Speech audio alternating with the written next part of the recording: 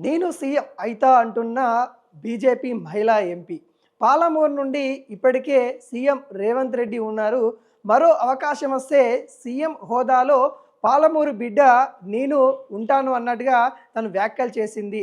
తను ఎవరో కాదు, బీజేపీలో మహిళా ఎంపీ అనగానే మనకు గుర్తొచ్చేది డీకే అరుణ. డీకే అరుణ ఒక ఇంటర్వ్యూలో తను మాట్లాడుతూ ఏవైతే తనకు కూడా సీఎం కావాలని ఆశయం ఉంది, ప్రతి ఒక్కరికి ఒక ఆశయం ఉంటుంది. ఆ ఆశయం, నా ఆశయం ఏంటంటే నేను సీఎం అవుతాను అని తన మనసులో ఉన్న మాట చెప్పిన పరిస్థితి కనబడతా ఉంది. ఇప్పటికే పాలమూరు నుండి సీఎం హోదాలో ప్రాతినిధ్యం వహిస్తున్న వారు ఉన్నారు.